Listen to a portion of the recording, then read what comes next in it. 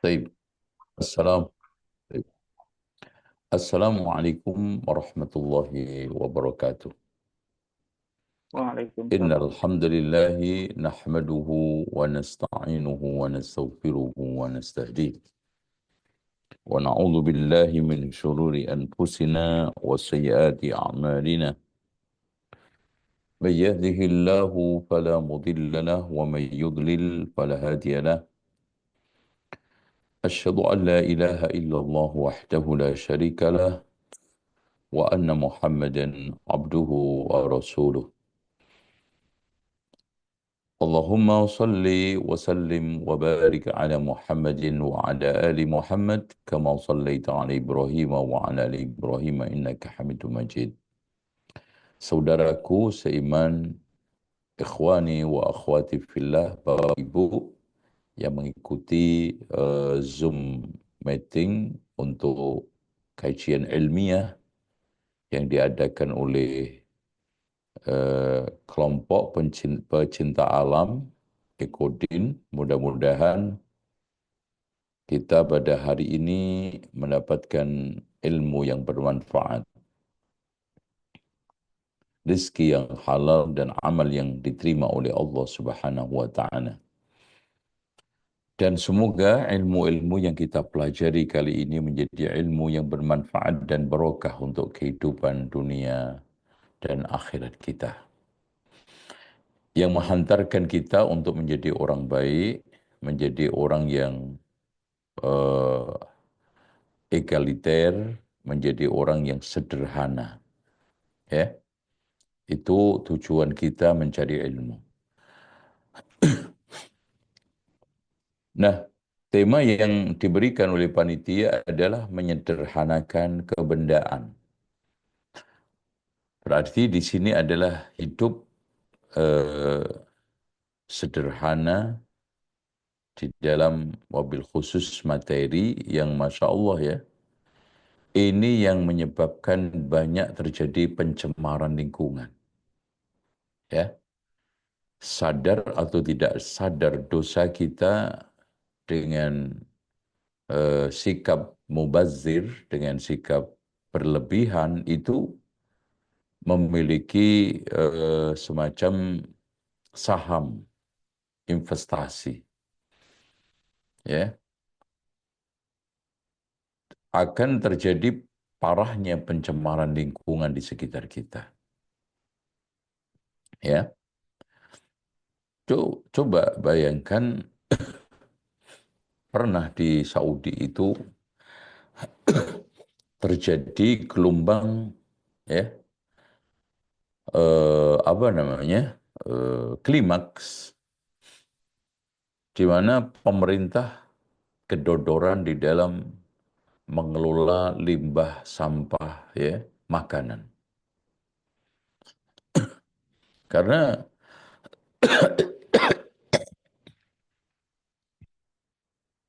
kalau kita lihat mereka itu buang-buang makanan, Masya Allah. Akhirnya mereka membuat solusi mendirikan organisasi pengepul makanan bekas walima, makanan bekas acara-acara yang masih baik itu kemudian di apa namanya, eh, dipermak lagi, diolah ulang lagi, ya, kemudian dibagikan kepada mereka-mereka yang membutuhkan. Ya. Ini menunjukkan bahwa dampak cash pencemaran lingkungan akibat dari sikap mubazir kita, sikap buang-buang barang, dan nanti kita akan bahas tafsirnya insya Allah melalui ayat Ya Bani Adam khudu zinadakum inda kulli masjidin wa kulu washrabu wa la tusrifu inna allaha la yuhibbul musrifin insya Allah. Taib, sebelum masuk ke sana kita awali ini latar belakang manusia yang senantiasa menginginkan hidup sejahtera dan bahagia. Cuman cara-cara ini akhirnya mendatangkan sikap melampaui batas, ya. Akhirnya nggak mendapatkan Sejahtera dan bahagia, andaikan bahagia, sejahtera, sejahtera sendiri, yang lainnya itu menderita, ya, menderita akibat sikap kita yang ingin mengakumulasikan kesenangan, berfoya-foya, yang itu dimaknai sejahtera dan bahagia, padahal itu bukan sejahtera dan bahagia. Akhirnya mengganggu orang lain. Coba saya tadi malam itu belanja di Mitra habis sholat taraweh, Mitra 10, itu Masya Allah.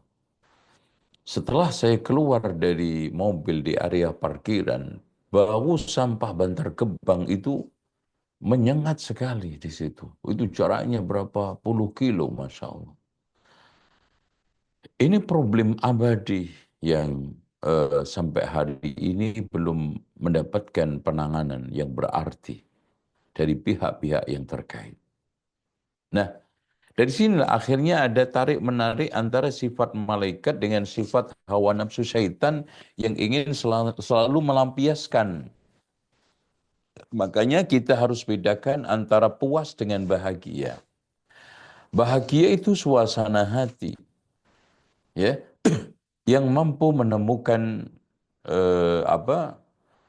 yang mampu menemukan alur dan juga jalan hidup untuk sampai kepada tujuan yang diinginkan. Walaupun kondisinya serba duka, suka duka, ya, itu bahagia.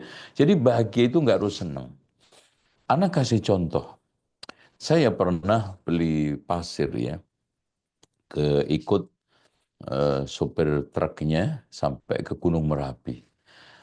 Di antara penggali-penggali pasir itu yang tampak kita lihat hidupnya penuh dengan perjuangan keras, ya, peras keringat banting tulang. Ternyata terselip harapan yang begitu membahagiakan, cerita dengan berbinar mukanya bahwa anaknya sebentar lagi akan diwisuda di UGM. Masya Allah. Kebahagiaan.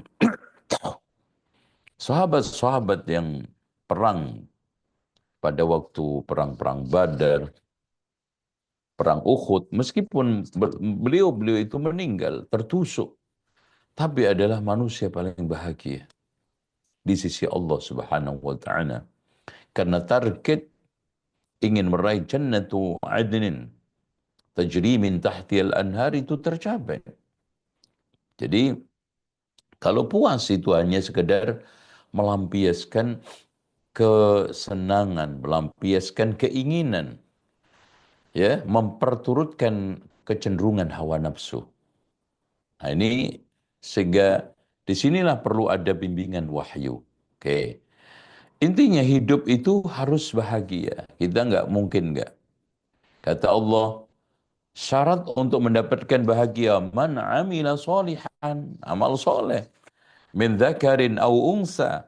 Jadi usaha-usaha kesolehan, usaha-usaha untuk mendatangkan kebaikan baik untuk diri, lingkungan dan juga masyarakat sekitarnya itu adalah alat, sarana untuk memicu kebahagiaan. Wa huwa mu'minun. Nah, dasarnya adalah iman. Karena man shoma ramadhana imanan wa ihtisaban falanuhyiyannahu hayatan thayyibah, maka mereka akan kami berikan kehidupan yang baik, kehidupan yang bahagia.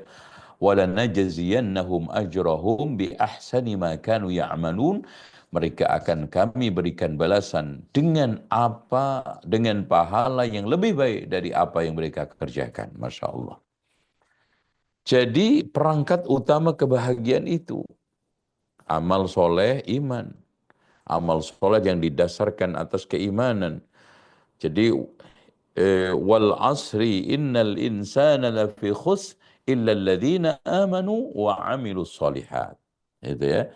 Wa amilus solihat, inilah syarat utama kita itu untuk mendapatkan kebahagiaan. Makanya kata Rasulullah, ahabbun nasi ilallahi anfa'uhum linnas. Manusia yang paling dicintai oleh Allah adalah yang paling bermanfaat untuk sesama manusia.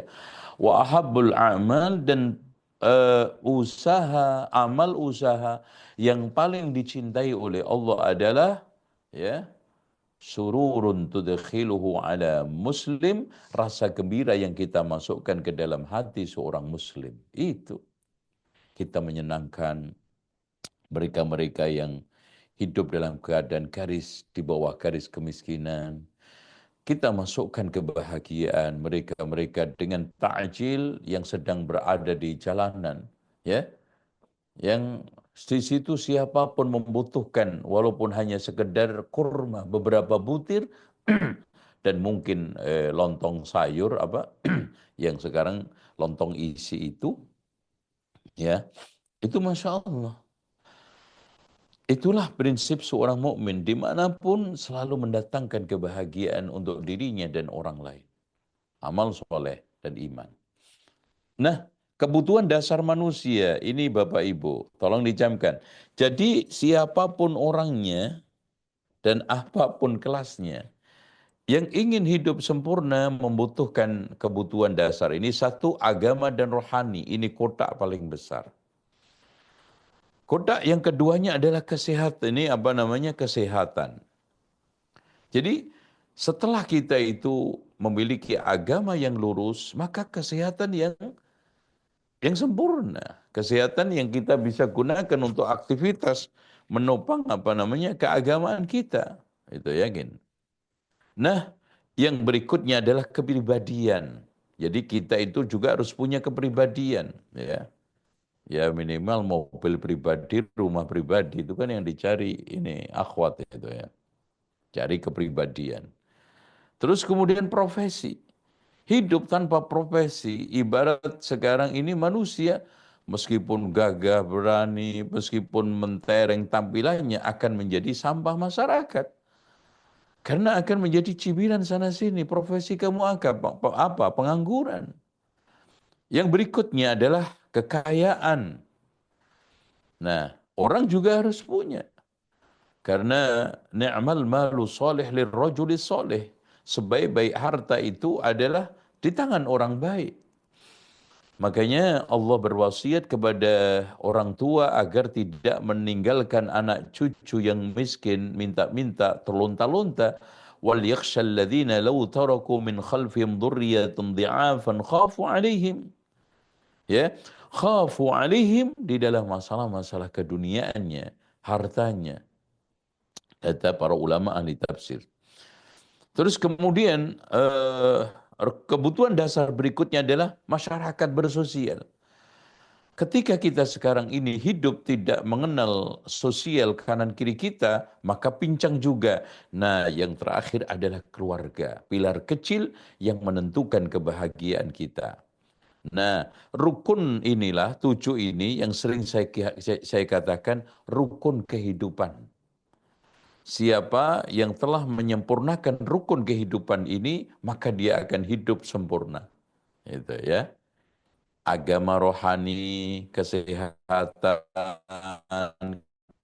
kepribadian, orang harus punya.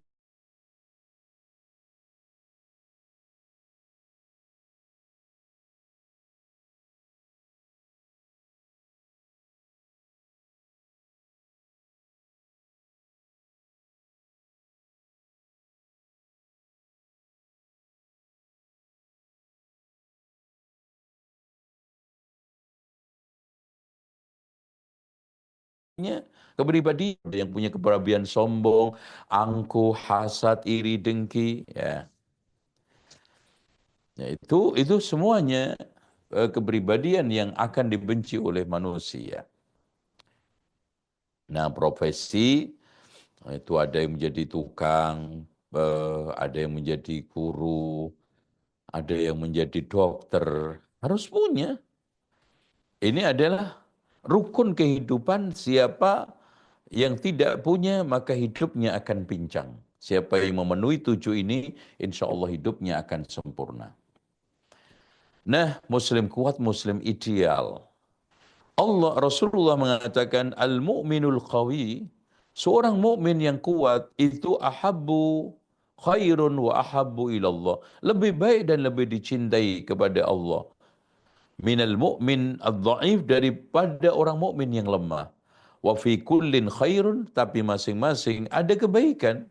Meskipun mukmin itu miskin, lemah dari sisi materi, atau seorang mukmin itu mungkin disabilitas ya dari sisi lemah fisik, tetapi wa fi kullin khairun. Makanya di sini kita coba mencari bekal-bekal untuk supaya menjadi muslim yang ideal, muslim yang kuat.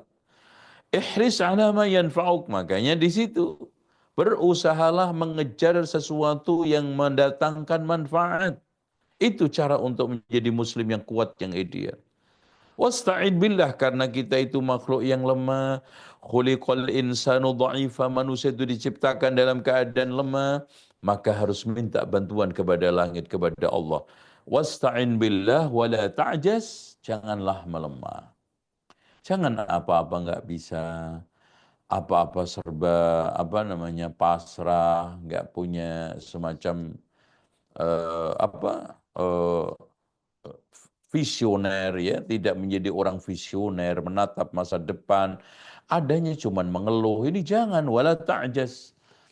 Wa inna asabaka syai'un, kalau kamu tertimpa sesuatu, fala taqul, jangan mengatakan lau anni fa'altu kadza lakana kadza wa kadza. Andaikan aku melakukan ini maka akan begini. Jangan. Karena apa? Walakin qul qadarullah, akan tetapi ini semua takdir Allah, wa ma syaa fa'al, apa yang dikehendaki Allah pasti terjadi.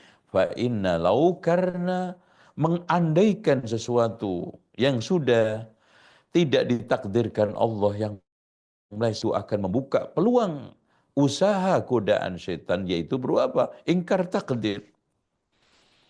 Berupa apa? Lemahnya iman kepada takdir. Yang itu adalah menjadi momok utama, menjadi medan utama masuknya setan kepada diri kita. Oke. Nah, sekarang kita sudah mulai masuk ke dalam sederhana. Sederhana itu hakikatnya apa sih? Sebuah sikap di mana seorang muslim di dalam memenuhi kebutuhan hidupnya senantiasa mendahulukan pola daripada gaya hidup dan mementingkan kebutuhan daripada keinginan. Itu pola daripada gaya, kebutuhan daripada keinginan. Kalau sekarang pola hidup saya dengan HP satu, kenapa harus dua? Dengan HP yang cukup harganya 1,5 juta, 2 juta, kenapa harus 15 juta? Kadang kita memaksakan diri, akhirnya apa? Ngutang sana, ngutang sini, gesek kartu kredit. Yang namanya kartu kredit itu gesek, gasak, gosok. Gesek kartu, gasak barang, gosok dodo. Ya, pastinya orang tersebut akan kolap. Pentingkan kebutuhan. Butuh enggak? Kalau urusan ingin, ada mobil baru pingin, ada rumah baru pingin, ada HP baru pingin. Tapi butuh enggak kita? Selagi saya cukup dengan satu mobil, kenapa tiga? Ketika kita sekarang cukup satu rumah, kenapa tiga? Dua.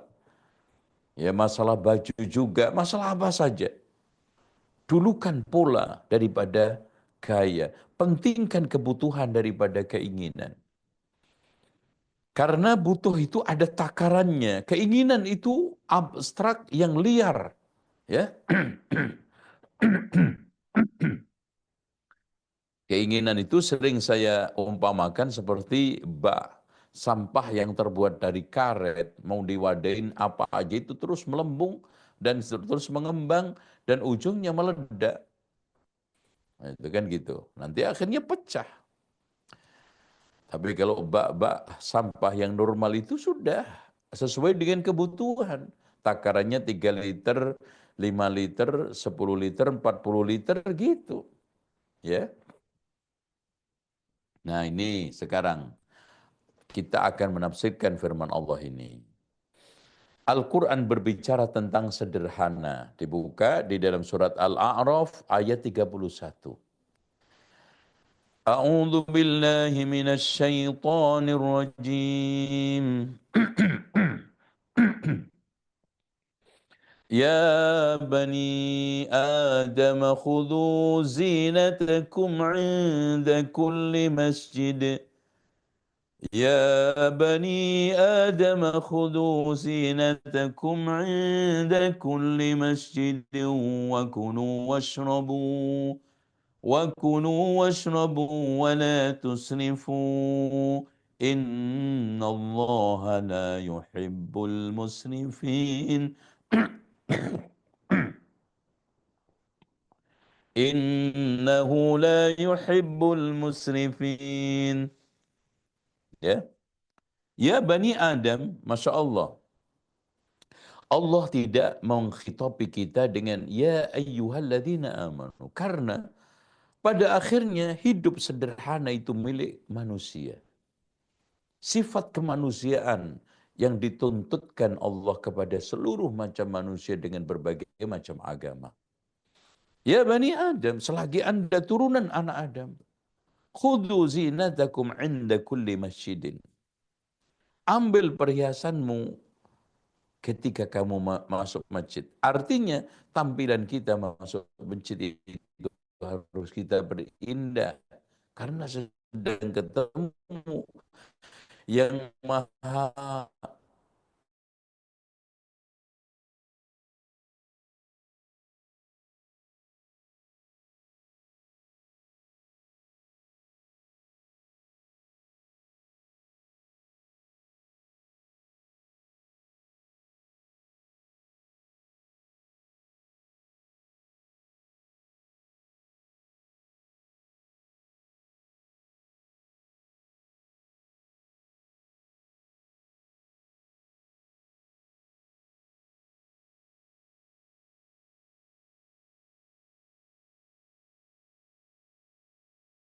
indah. Innallah.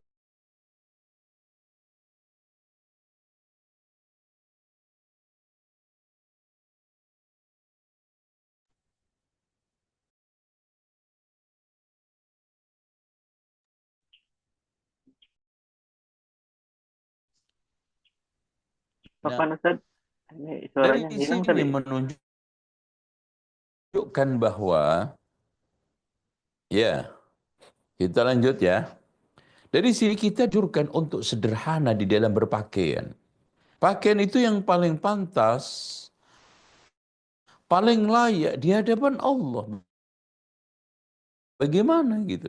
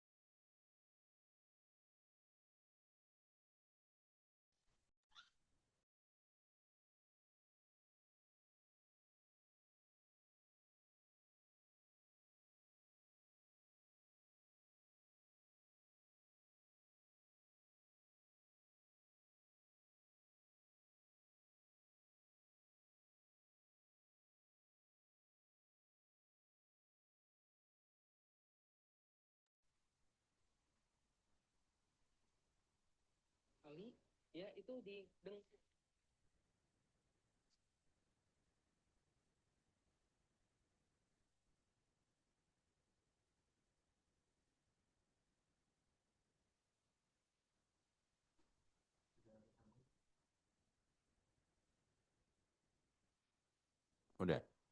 Baik.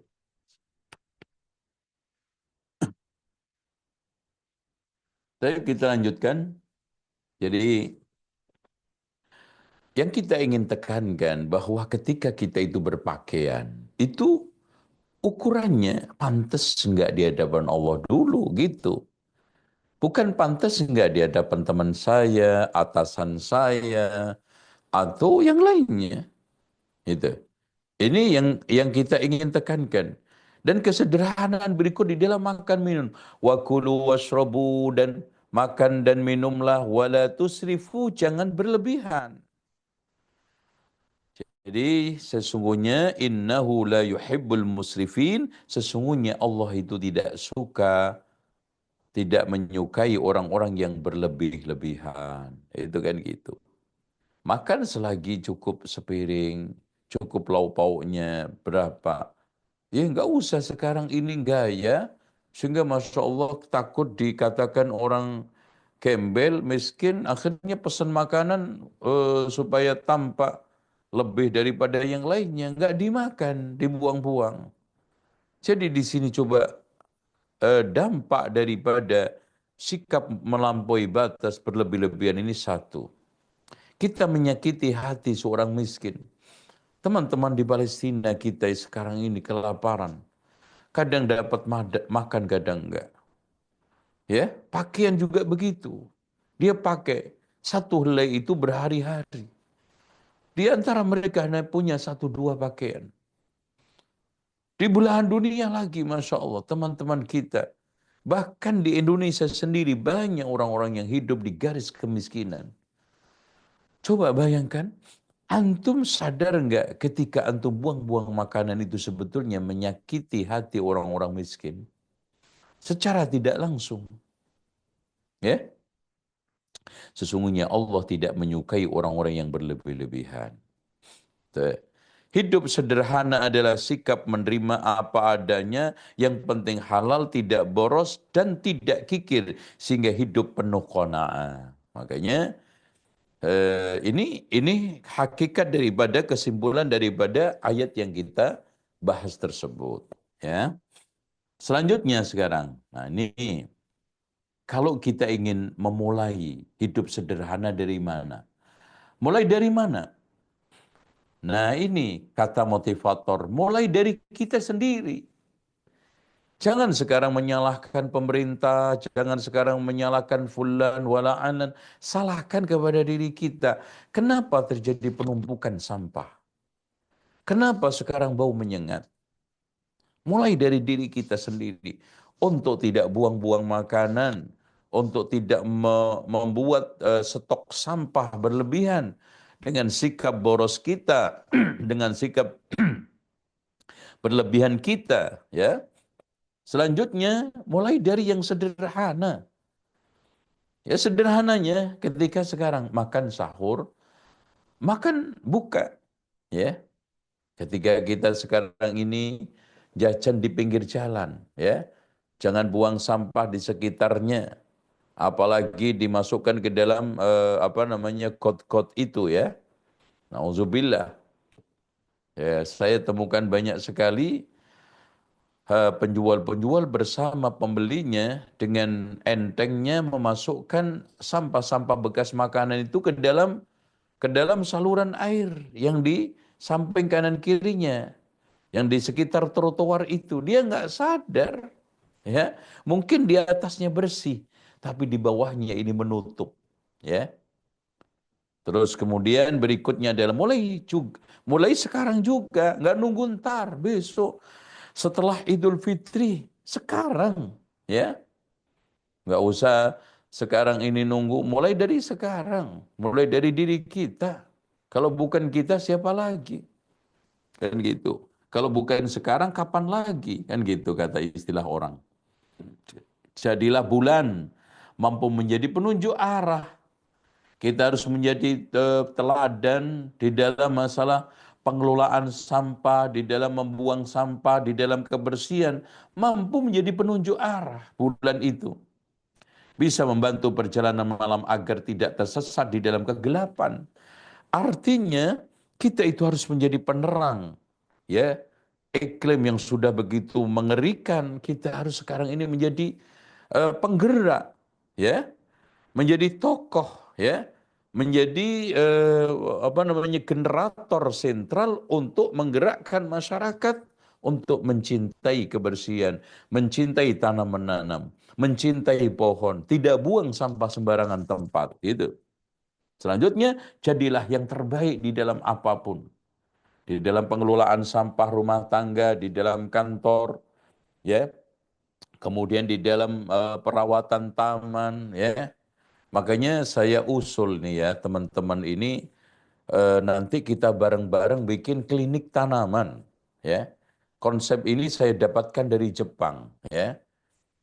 Nanti kita akan bahas kurikulumnya. Jadi eh, apa yang dimaksud klinik tanaman? Jadi nanti kita coba cari tanaman-tanaman langka Nusantara, kemudian kita rawat dan juga kita tawarkan kepada jamaah kita yang punya tanaman-tanaman yang sudah mau mati, tidak subur, itu kita tawarkan untuk dirawat, ya.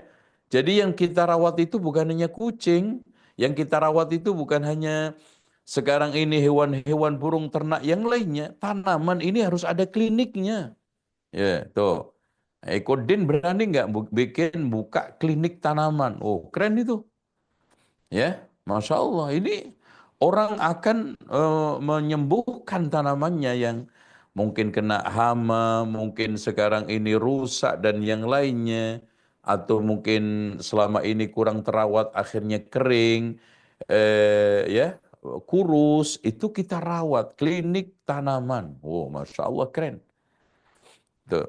Ya itu jaga mulai dari sekarang, jangan berat ya, ntar deh nanti gimana, siapa yang kita, insya Allah kita itu bisa. Wong tanaman di Indonesia itu jumlahnya Masya Allah ratusan ribu jutaan. Coba kalau kita bikin klinik ya, kita ya nggak usah repot repot dengan tanah yang mungkin 100 meter, kita model hidroponik yang kita tanam itu sudah cukup. Ya, kita nanti bikinkan rak-rak untuk pot bunga itu. Nah, dari situ nanti kita akan jual, mendapatkan keuntungan, yang rawat juga otomatis dong, ke klinik kan harus berobat kan bayar. Ya, tanaman ini kita rawat sampai bagus, umpamanya waktunya seminggu, waktunya 2 minggu, nanti dibawa lagi ongkos sekian. Masya Allah. Ya.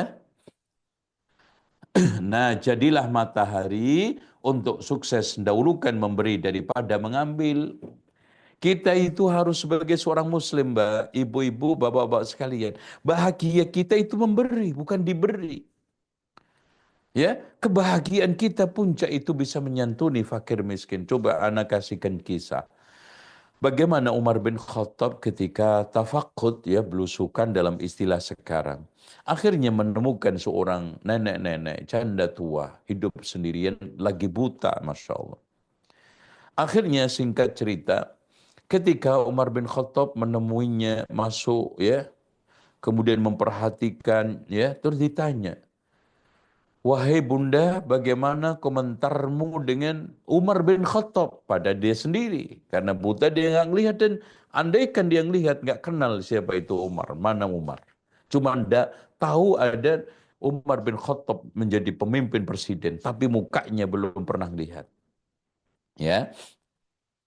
Kemudian orang tersebut mengatakan, ya, ibu si janda tersebut, "Demi Allah, kalau seandainya aku ketemu Allah, Umar saya akan adukan kepada Allah." Masya Allah. Saat itu Umar bin Khattab langsung, karena dia temui suasana rumahnya ternyata nggak ada apa-apa. Masak cuman masak-masakan, ternyata nggak ada yang dimasak. Akhirnya diambil gandum, kemudian didampingi oleh budaknya namanya Aslam. "Wahai Amirul Mukminin, aku aja yang manggul Umar bin Khattab. Aslam, kamu bisa manggul gandumku ini, tapi kamu tidak bisa memanggul dosa saya terhadap ibu tersebut." Masya Allah. Itulah sensitivitas seorang mukmin, seorang khalifah, seorang yang sekarang ini memiliki keimanan kuat, perhatian, dan kebahagiaan itu memberi bukan mengambil. Ya, mudah-mudahan kita termasuk orang-orang yang bisa meniru perilaku Umar bin Khattab tersebut. Nah, sekarang ciri orang sederhana nih.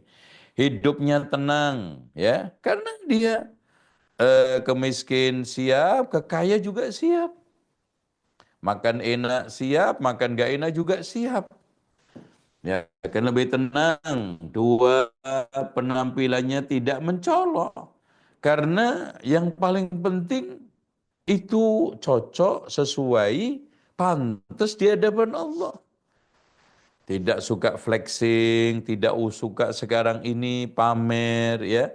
Tidak suka sekarang ini memamerkan dari mulai dandanannya, ya, pakaiannya, kosmetiknya, dan yang lainnya, perhiasannya. Akhirnya apa? Orang tersebut akan juga menimbulkan dampak iri, dengki, dan menjadi sasaran pencopet, pembegal, dan perampok. Nah, tuh. Tiga, tidak mencuri perhatian orang. Nih, orang kalau sederhana. Jadi tampilannya nyaman dimanapun. Ya, disuka sama siapapun. Ya. Lalu yang ketiga, yang keempatnya menerima apa adanya pemberian Allah. Tidak memaksakan. Tidak memaksakan di luar kemampuan dia, kemampuan pikiran dia, kemampuan finansial dia, kemampuan jangkauan materi dia, gaji dia. Sudah, menerima apa adanya. Lima, menjauhkan diri dari sikap tidak puas. Ya, itu. Qanaah.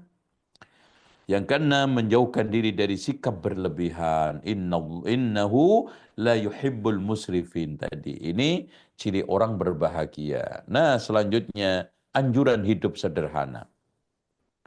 Hidup sederhana itu merupakan anjuran luhur Allah dan Rasulnya. Jadi kita harus mendahulukan kesederhanaan dalam hal apapun. Hidup sederhana mencakup semua aspek, makanan, pakaian, tempat tinggal, dan berekonomi. Bahkan ketiga, anjuran sederhana juga dalam berinfak, berfikir, beragama. Jadi agama itu jangan juga teledor, jangan juga berlebihan juga. Semua dianggap wajib, termasuk yang sunnah. Yang teledor semua dianggap mubah, termasuk yang haram. Ini juga nggak boleh. Bahkan kita harus sederhana juga di dalam berinfak, ya. Di dalam firman Allah dianjurkan itu, ya. Wa baina dzalika apa namanya qawama, sederhana. Berpikir juga begitu. Tidak berlebihan, ya. Juga berpikir seenaknya. Tapi intinya hati-hati dan waspada, berpikir itu yang logis, yang ilmiah, yang mengarah kepada kebaikan yang sesuai dengan petunjuk Allah dan Rasulnya. Empat, hidup sederhana membuahkan kebahagiaan dan keberkahan pribadi dan keluarga. Ya, kehidupan dia berumah tangganya juga nyaman, kehidupan pribadinya juga di dalam masyarakat. Ya, orang yang berlebihan itu kan suka ngutang sana ngutang sini, jadi nyaman. Orang kalau sederhana itu tetangganya sederhana nyaman. Ya, makanannya juga tidak menimbulkan sampah, ya baunya menyengat. Terus kebutuhannya juga ya nggak banyak ganggu orang kanan kirinya lah. Lima, hidup sederhana, ciri orang beragama dan berakal. Orang berakal itu hidupnya sederhana.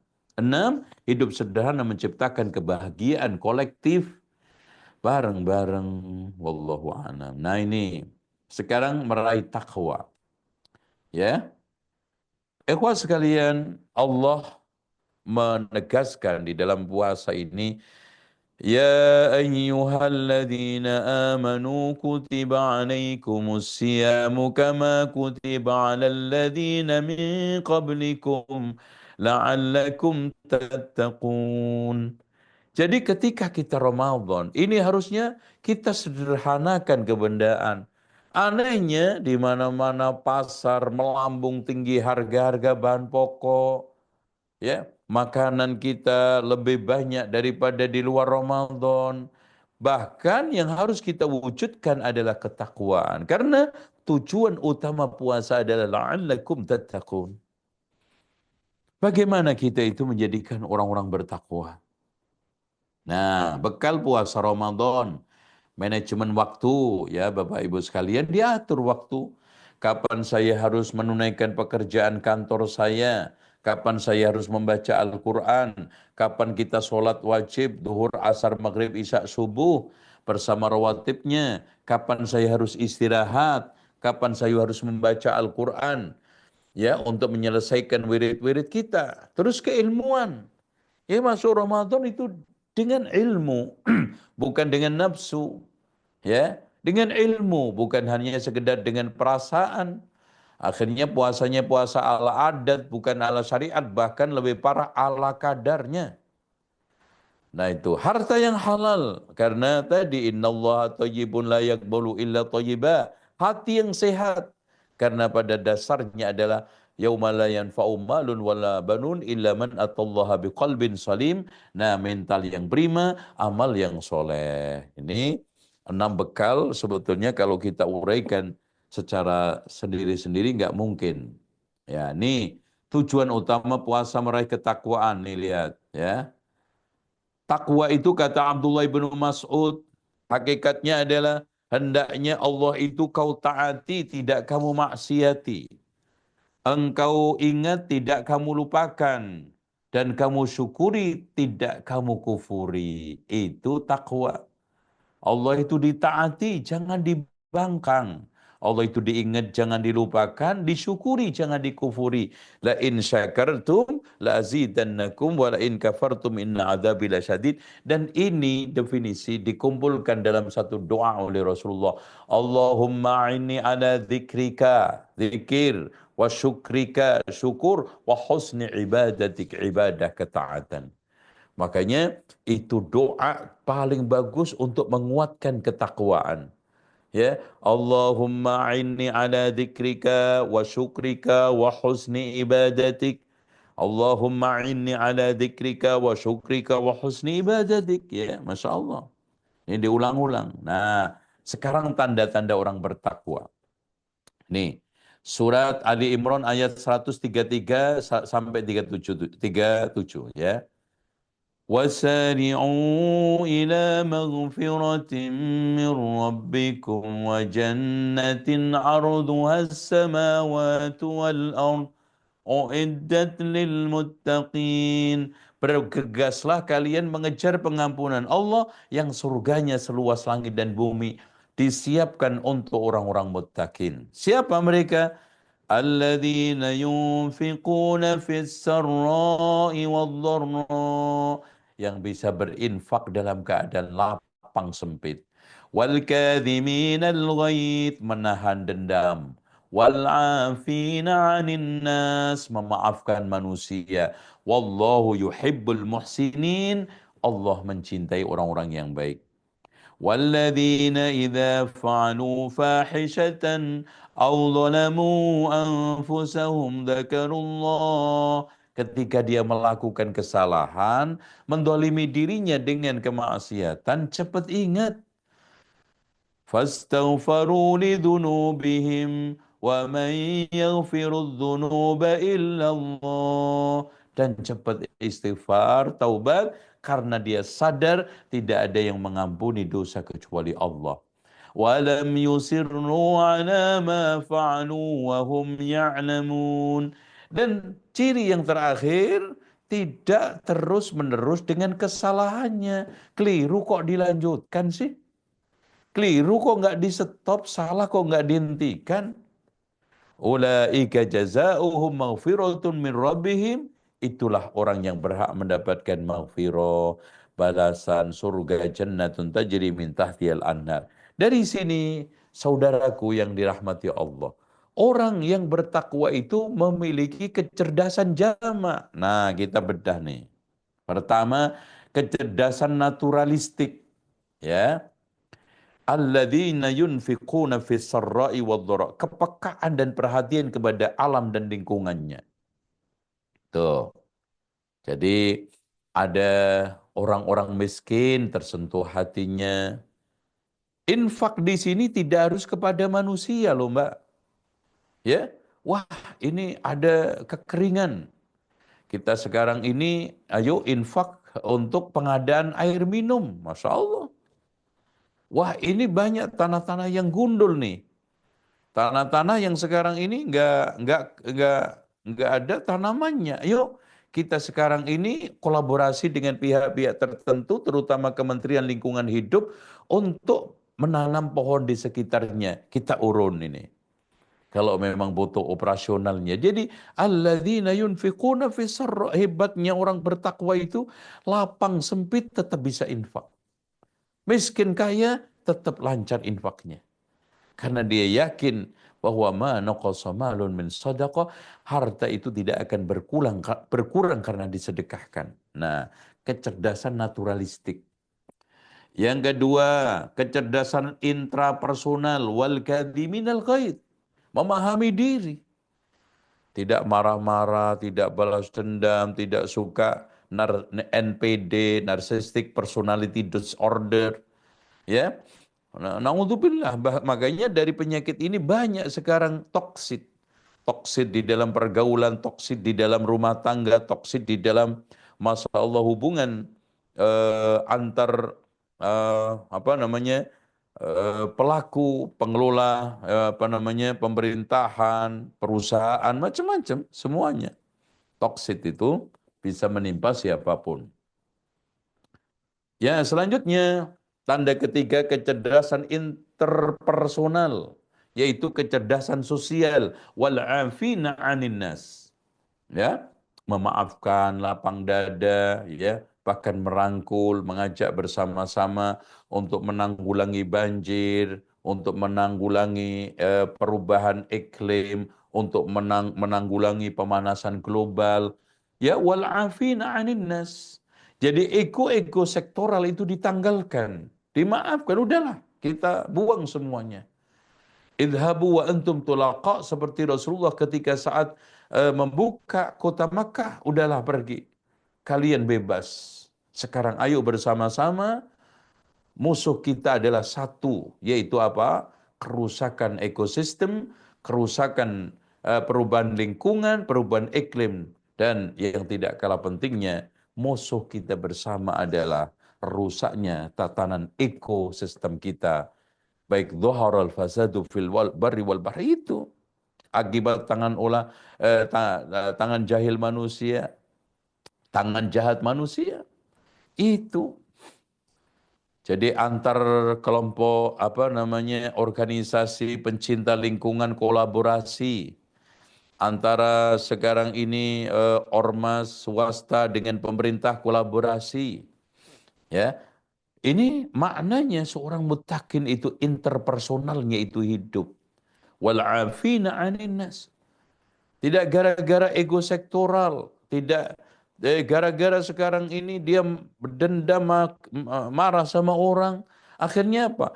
Jamaah dikorbankan, organisasi dikorbankan, kepentingan bersama dikorbankan. Bukan, itu orang tidak memiliki kecerdasan sosial. Nah, puncak karir orang bertakwa menjadi orang baik. Wallahu yuhibbul muhsinin. Bapak Ibu, Mbak-mbak, Mas-mas ya. Ingin jadi orang baik, simple. Tiga tadi. Infak, tidak balas dendam, memaafkan orang. Udah, top. Ya, kalian ingin dikatakan orang baik, dan kita ingin tahu orang baik itu siapa sih? Cukup. Antar manusia. Kalau hablum minallah, otomatis tauhidnya kita perbaiki, ibadah kita. Ini antar manusia. Wallahu yuhibbul muhsinin. Apa? Tiga. Ya, di kanan kiri kita, kalau ada orang yang Masya Allah, dermawan, ya, kenceng infaknya, terus Masya Allah, lapang dada sama orang, gampang memaafkan, tidak suka dendam, udah Masya Allah, dianggap apa? Wah, itu orang baik banget, Masya Allah. Udah, nggak nengok yang lain. Makanya kata Rasulullah, as-sakhiyu qaribun minallah wa qaribun minan nas wa qaribun minal jannah. Orang yang dermawan itu dekat dengan Allah, dekat dengan manusia, dekat dengan surga. Sebaliknya bakhil, jauh dari Allah, jauh dari manusia, jauh dari surga, dekat ke neraka. Nah, tanda yang keempat memiliki kecerdasan eksistensial, yaitu walladzina fa'alu fahishatan aw dhalamu anfusahum dzakarullah, memahami eksistensi diri dengan alam semesta, alam semestanya, yaitu dengan Allah Subhanahu wa taala. Ketika sekarang saya melakukan kesalahan, mendolimi diri dengan dosa, maksiat, cepat ingat sama Allah. Kesadaran itu muncul.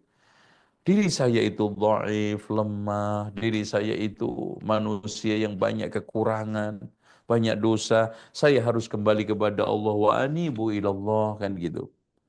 Nah, tanda yang kelima, fastaghfiru lidunubihim wa may yaghfiru dzunuba illallah, kecerdasan spiritual. Nah, memahami sempurna akan eksistensi Allah.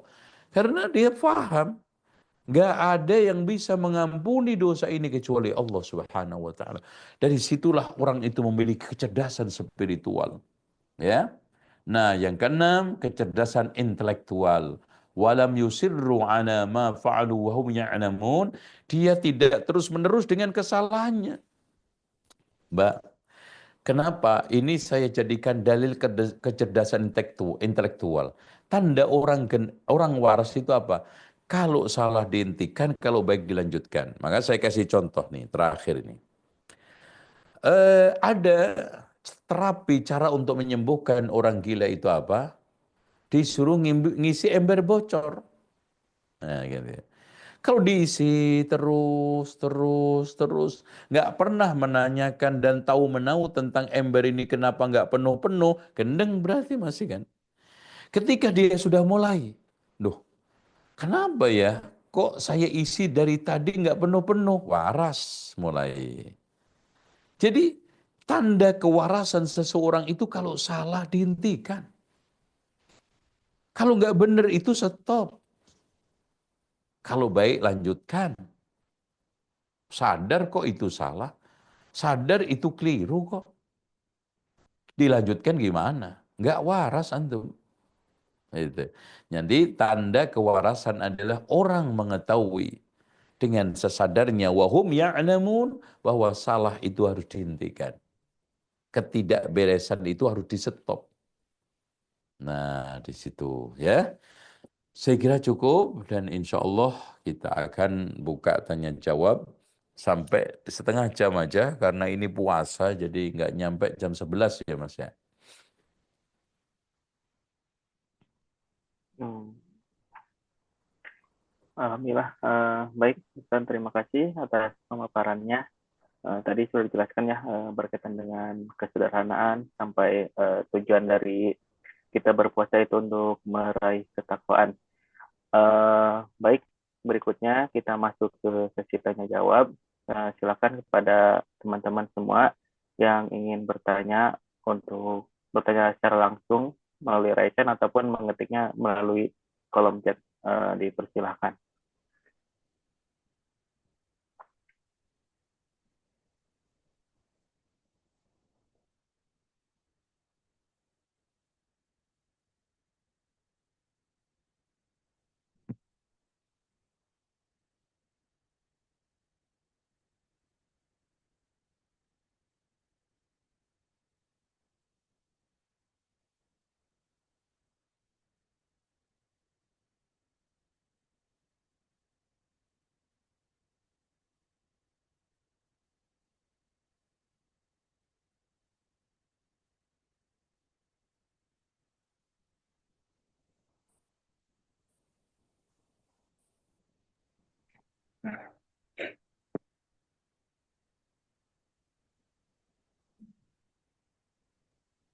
Baik, Ya, kepada silakan. Kak Syifa dipersilahkan.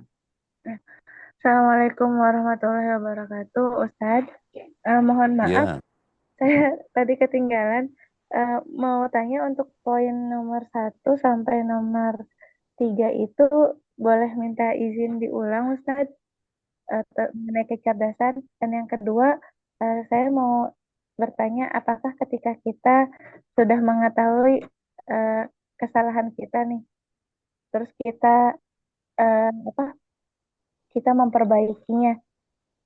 Apakah itu sudah cukup menjadi parameter seseorang mempunyai kecerdasan spiritual? Karena kan kalau saya merhatiin kan kadang-kadang di hidup saya sendiri, setan itu suka ngegoda Ustadz gitu kan. Ketika kita udah bener nih hari ini gitu, besok tuh kadang diulangi lagi. Apakah dengan pola seperti itu kecerdasan kita tuh jadi naik turun, Ustadz? Itu aja. Terima kasih banyak. Ya. Baik. Tadi yang pertama ini kecerdasan naturalistik ya. Artinya kepekaan dan perhatian kepada alam dan lingkungan. Itu ya. Alladzina yunfiquna fis sarra'i wad dharra. Akhirnya dia berbagi ya. Akhirnya dia punya nyali untuk berbagi, mengulurkan tangan untuk menjaga keseimbangan lingkungan ya, berinfak untuk wakaf pohon dan yang lainnya itu. Terus kemudian yang kedua adalah kecerdasan intrapersonal, artinya memahami diri, eksistensi dirinya sendiri. Itu. Sehingga orang yang lebih bisa memahami eksistensi dirinya, dia akan lebih bisa stabil di dalam emosionalnya, stabil di dalam masalah apa namanya, berbagai macam langkah-langkahnya. Jadi berpikir stabil, perasaannya stabil, emosionalnya stabil insya Allah. Yaitu nomor 1 sama 2. Nah memang betul di dalam prinsip akidah Islam itu al-imanu qaulun wa amalun yazidu wa yanqus. Ya, kecerdasan spiritual kita yaitu iman kita itu bisa bertambah, bisa berkurang. Maka bertambah ada faktornya, berkurang ada faktornya. Oleh karena itu untuk menjaga keseimbangan itu adalah menyeimbangkan faktor mana yang kita jalankan. Di antara faktor untuk bertambahnya iman, satu, kita merenungkan ayat-ayat kauniyah, alam semesta dan syariah yang ada di dalam Al-Quran. Dua, mempertajam ketaatan. Jadi kita jalankan berbagai macam ketaatan. Nah, yang ketiga kita renungkan asma dan sifat Allah. Masya Allah, Mbak.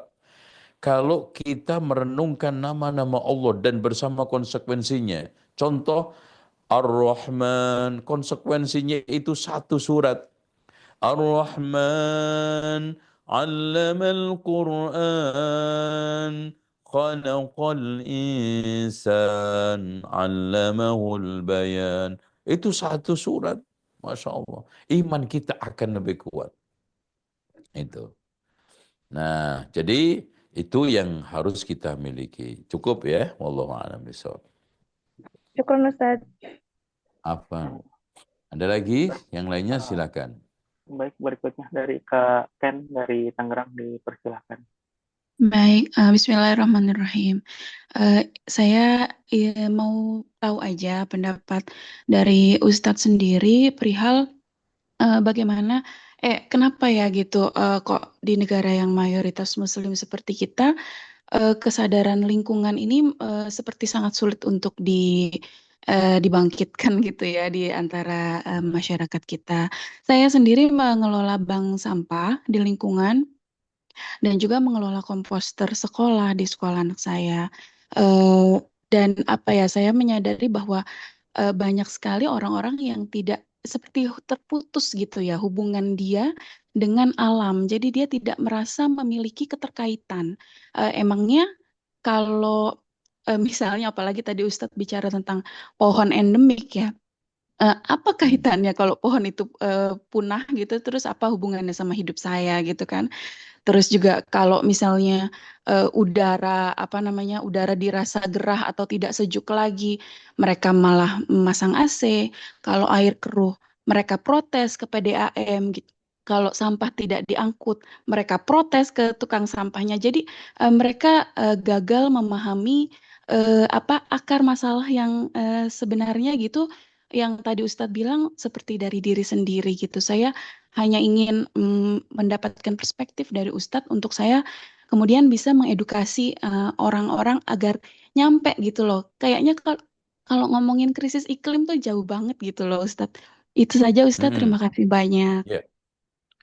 Iya, terus terang Mbak ya. Jadi setelah saya itu terjadi El Nino kemarin, subhanallah. Sampai saya itu berusaha kemana-mana itu kalau hujan nggak pakai payung. Karena betapa nikmatnya itu hujan. Dan Allah sendiri mengatakan, wa nazzalna minas sama'i ma'an mubarakah, yang pada pertemuan lalu kita bahas tentang hujan, dan Masya Allah ya. Jadi cukup keliru kalau kita juga ada hujan pakai payung, Masya Allah itu. Eman gitu loh. Air yang banyak nutrisinya untuk kulit kita, untuk badan kita, itu kita tolak, itu satu ya. Memang betul ya, tidak sedikit orang-orang yang menghafal Al-Quran, juga perhatian kepada lingkungan itu kecil. Ya, saya sendiri di sini pun di pondok ini ya, sedang juga di dalam jadi setelah pertemuan dengan Pak Dino Pati Jalal kemarin itu juga kita langsung mengadakan gebrakan di sini, Mbak ya. Kita adakan media pembelajaran ya. Kemarin juga saya diundang untuk ngasih kuliah kultum di peresmian media pembelajaran Eko Seni yang digagas oleh Pak Dr. Taufik gitu ya, yang ada di daerah Pondok Kopi itu, yang dihadiri oleh Menteri Lingkungan Hidup kemarin. Itu juga makin menambah kita itu interest, makin menambah kita itu punya sense of crisis, ya, sense of belonging ya kepada lingkungan ini. Ya, siapa lagi, nggak mungkin kita mengandalkan hewan-hewan itu untuk sekarang ini menjaga lingkungan. Dia hanya sekedar menambah, ya, cacing-cacing itu menambah nutrisi tanah, ya kan gitu aja. Kotoran-kotoran hewan menambah suburnya tanaman. Tetapi yang diperintahkan untuk wasakhkhara lakumul, ya, yang mengatur, yang sekarang ini mengelola, ini ja'ilun fil ardi khalifah. Nanti kita akan bahas di Kultum, mana diundang oleh Pak Dino juga di masjid, tentang masalah menjadi khalifatullah di muka bumi untuk mengelola, sadar terhadap iklim ini. Itu. Nah, nanti kita akan bahas. Nah, intinya kelemahannya di mana, Mbak? Kelemahannya mereka tidak berusaha untuk memaknai ayat-ayat kauniyah, ayat-ayat sains itu pada makna, tidak diangkat pada tataran realita hidup. Tidak dia terjemahkan di dalam alam realita itu. Jadi mereka hanya menangkap ayat-ayat mahdhah, ayat-ayat tentang ubudiyah. Ya, kadang-kadang dia sambil menghafal Al-Quran buang tisu sembarangan tempat tuh dia. Jadi tidak menghayati apa yang dia baca, apa yang dia hafal. Inilah kesadaran untuk membangkitkan lagi tafsir sains yang ada di dalam Al-Quran. Itu ya. Yang sangat minim sekali kita menemukan tafsir-tafsir yang ditulis oleh ulama membahas masalah ini. Makanya pertanyaan, apakah ada ayat-ayat tentang lingkungan, tentang menjaga iklim, perubahan dan yang lainnya? Sedikit. Makanya insya Allah mulai tahun ini kita masukkan ke dalam kurikulum ya, pembelajaran di mana anak harus kita sadarkan untuk nanti ada anak-anak TK, SD kita ajak untuk ke lapangan, pertama melihat klinik tanaman yang sedang kita rawat, kemudian di situ ada aviari cukup lumayan besar, ya, kita bikin indah dengan berbagai macam tanaman yang disukai burung Nusantara. Nah, nanti ada media ya, TV untuk disetel berbagai macam hal-hal yang kaitannya bisa membangkitkan anak. Nih loh, sekarang terjadi pencairan es di kutub. Ini sekarang akibat dampak perubahan iklim dan yang lainnya. Nanti anak kita sadarkan seperti itu. Nanti spot yang kedua, anak-anak kita ajak untuk melihat mesin kompos, yaitu pembakaran sampah yang zero emisi dan tidak menggunakan bahan bakar. Masya Allah. Tuh. Nah, yang terakhir nanti kita akan ajak kepada nutrisi alam, yaitu kolam ikan, Nah, di sana nanti akan ada fun cooking kalau anak TK. Nah, di situ insya Allah seperti itu. Memang perlu pendidikan dan perlu adanya kesadaran. Dan maaf ya, memang kalau kita belajar sejarah, latar belakang, orang Indonesia ini kan hidup di, apa namanya, di dalam keterjajahan cukup lama, Mbak. Minimal ketidakstabilan, ya, transisi. Kemudian mental-mental yang terbangun di atas mental apa ya, tidak mencoba untuk melakukan experience, tidak melakukan penelitian, cukup ngikutin apa yang telah diwariskan oleh pendahulunya. Ini akhirnya juga termasuk mental kesadaran ekosistem lingkungan. Mental perubahan lingkungan ini dari sana munculnya itu, Mbak. Ya. Ya, insya Allah mudah-mudahan aktivis yang ada ini bisa masuk kerjasama dengan sekolah-sekolah, karena sekolah adalah apa namanya, kalau kita katakan laboratorium sosial paling lengkap.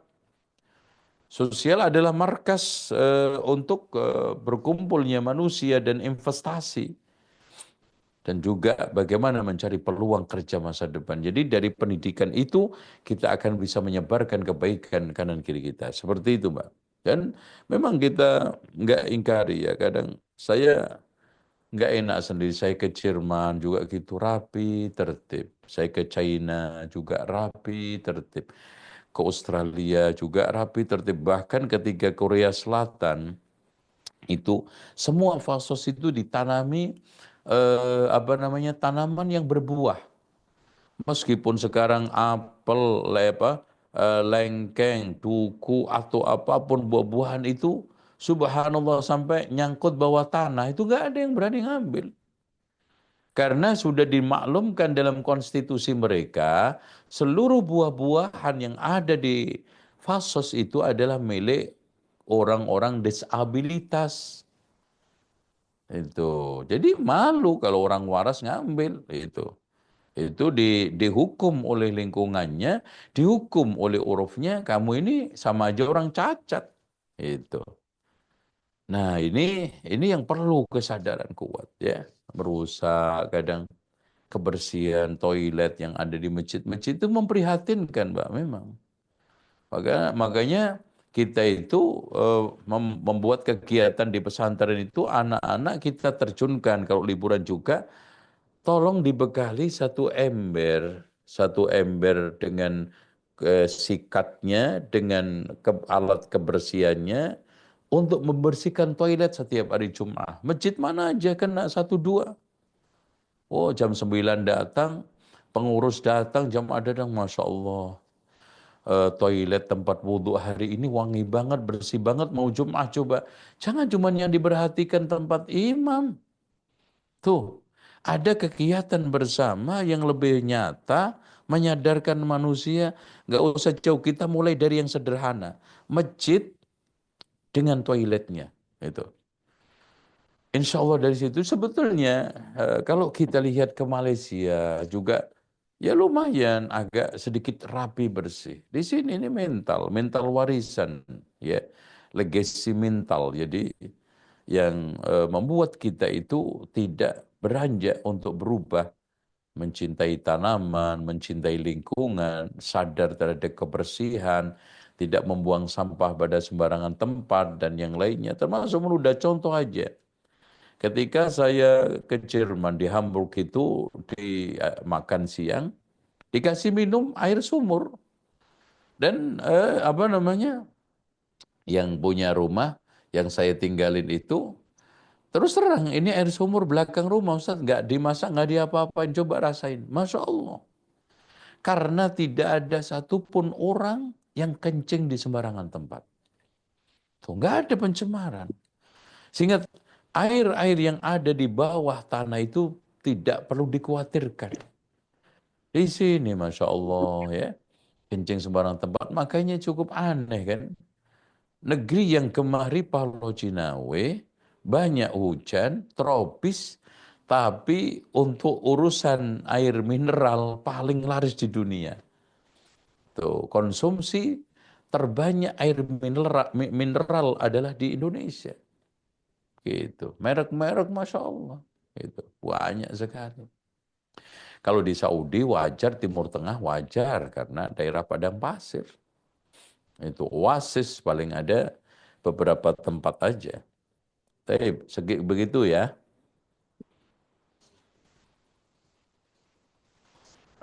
Baik Ustadz, semoga ini waktunya masih cukup, ada beberapa lagi di kolom chat, gak apa-apa ya Ya, Ustadz? ya satu lagi. Oh, satu lagi ya. Ini mohon maaf tadi yang belum kita bacakan, berarti saya ambil satu lagi. Ini dari Kak Aninda Dewayanti. Assalamualaikum Ustadz, apakah boleh dijelaskan lebih lanjut mengenai hidup yang qanaah, kemudian bagaimana ilustrasinya dalam hidup kita berdampingan dengan alam. Terima kasih Ustaz. Sebetulnya qanaah itu suasana hati, bukan di dalam materi, fakta kebendaan. Makanya sering saya katakan qanaah itu terima apa adanya, yang penting halal meskipun 50 miliar daripada 50 juta haram, kan gitu. Orang muslim itu harus kaya, sukses, ya, ghani, cukup.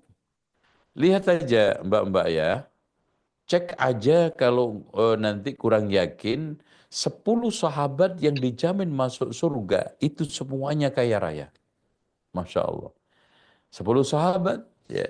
Abu Bakar, Umar, Utsman, Ali, Abdurrahman bin Auf, Sa'ad ibn Abi Waqqas, ya. Itu semua kaya raya. Masya Allah. Mau jadi Dan pergi. seterusnya. Oke, mungkin yang lain. Ya, satu lagi, nggak apa. Baik, satu lagi ya Ustaz. Ini, nah berkaitan dengan minimalis nih Ustaz. Bagaimana cara untuk mereminder orang tua agar lebih minimalis? Ini contoh kasusnya, ada tetangga yang menyimpan baju anaknya dari usia 0 sampai 22 tahun. Bagaimana juga agar mereka bisa merelakan kebenarannya tersebut, Ustaz? Kamu mau kemana, Mak? Coba diulangin, Mas. Coba diulangi. Tadi Ana nggak dengar. Diulangi lagi. Ini bagaimana cara untuk mereminder orang tua agar lebih minimalis. Contoh kasusnya, di sini ada tetangga yang katanya menyimpan baju anaknya dari usia 0 sampai 22 tahun. Nah, kemudian bagaimana juga cara mengedukasi mereka agar mereka bisa merelakan kebenarannya. Gitu. Taib. Yang pertama, sadarkan bahwa banyak orang telanjang yang butuh pakaian. Dan Masya Allah, di antara orang yang mendapatkan keutamaan besar adalah orang-orang yang memberikan pakaian orang yang telanjang. Ya, memberikan sedekah berupa pakaian bekas itu. Makanya saya juga menampung, ya, barang bekas berkualitas dari berbagai macam bentuk level barangnya untuk kita gunakan operasional dakwah, operasional subsidi pendidikan yang 100% beasiswa, dan untuk mengirim dai-dai ke pedalaman. Jadi kita itu punya beberapa dai yang kita katakan dai peradaban, yaitu ustadz-ustadz ini kita dorong untuk merubah, untuk sekarang menanamkan peradaban yang mulia di tengah-tengah masyarakat pedalaman, ya. Dari Papua, terus kemudian ada di Sulawesi, ada Kalimantan, ada Sumatera, daerah-daerah pedalaman. Ini kita biaya dari uang. Tuh coba bayangkan, kasihkan mereka, lebih manfaat. Dan numpuk, Masya Allah, kadang-kadang, maaf ya, barang itu, pakaian kalau ditumpuk itu bau apek.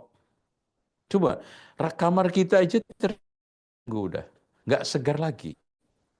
Gitu. Jadi kesadaran rumah itu kosong dari barang bekas itu harus kita tanamkan. Jadi belilah yang digunakan, simpanlah yang dimanfaatkan, itu aja. Beli yang digunakan, simpan yang dimanfaatkan, itu prinsip. Karena banyak kita sering menyimpan barang yang itu nggak manfaat, yang kita nggak gunakan. Ada orang yang Masya Allah dari awal nikah sampai punya anak 3 4, itu wajan yang dibeli, alat-alat dapur yang dibeli sampai hari tengkurap di dapurnya. Nggak pernah dipakai. Untuk apa Masya Allah? Hiasan, memenuhi kitchen set kita. Udah pilih-pilih. Makanya ada aktivitas pilih-pilih itu setiap hari libur. Ya kertas kita, ya apa namanya, barang-barang kita. Ini ada yang sudah nggak perlu buang, ada yang layak jadi barang bekas untuk dijual di kiloan, kalau dimanfaatkan manfaat gitu. Apalagi ada liburan pendek Jumat, Sabtu, Ahad itu suami istri dimanfaatkan waktu untuk milah-milih barang itu. Jadi memilah-milih barang ini aktivitas rutin yang harus kita lakukan. Serutin kita membuang sampah itu. Kalau enggak, rumah kita tiba-tiba jadi gudang sementara. Semua apa aja barang-barang di kita nggak manfaat, nggak digunakan, ada di kamar tamu, ada di kamar tidur, ada di pojokan ini, ada di dapur. Akhirnya kita menyusahkan diri kita. Ya gitu ya. Nah, tidak ada cara yang paling tepat kecuali pendekatan. Kita adakan pendekatan bahwa eh, orang yang sebetulnya gaya ingin hidup dilihat orang, sebetulnya orang itu nggak ngelihat. Jadi berarti kita itu dibohongi oleh keadaan, dibohongi oleh penampilan. Seakan orang ini mengeluh-elukan, padahal ya sepintas saja lewat di sosmed, yang lihat video, ngeliat itu aja, nggak ada lebih daripada itu, nggak ada kekaguman. Wah, sampai begini begitu nggak ada. Ya, jadi itu kita. Nah, yang terakhir, semua nikmat yang kita miliki, kata Allah, summa latus'alunna yawma idzin 'anin na'im. Nanti akan ditanya oleh Allah nikmat itu semuanya. Ya, wallahu a'lam bishawab. Saya kira itu Mas ya, karena saya nanti ada lagi, harus save power ini ya. Nanti ada lagi kajian buka puasa. Insya Allah kita cukupi sekian saja dan mudah-mudahan apa yang saya sampaikan bermanfaat. Subhanakallahumma wa bihamdika asyhadu an la ilaha illa anta astaghfiruka wa atubu ilaik. Wa sallallahu ala Muhammadin wa ala ali Muhammad walhamdulillahi rabbil alamin. Wassalamualaikum warahmatullahi wabarakatuh. Waalaikumsalam warahmatullahi wabarakatuh. Baik, alhamdulillahirobbilalamin. Jazakallahu khairan kepada Al Ustaz Dr. Abu Ahmad Zainal Abidin LCMM yang telah memandu dan menyampaikan materi pada pagi sampai menjelang siang hari ini. Baik, terima kasih juga Pak kepada teman-teman semua peserta yang sudah hadir dengan antusias, dan mohon maaf apabila ada pertanyaan yang tadi belum sempat kami sebutkan ataupun sempat kami bacakan karena adanya keterbatasan waktu. Baik, sebelum kita tutup, ada beberapa hal yang ingin kami umumkan ya, dan ajakan untuk teman-teman semua untuk ikut challenge, yaitu bebenah mulai dari rumah. Nah, di sini teman-teman bisa membagikan cerita decluttering dari rumahnya masing-masing.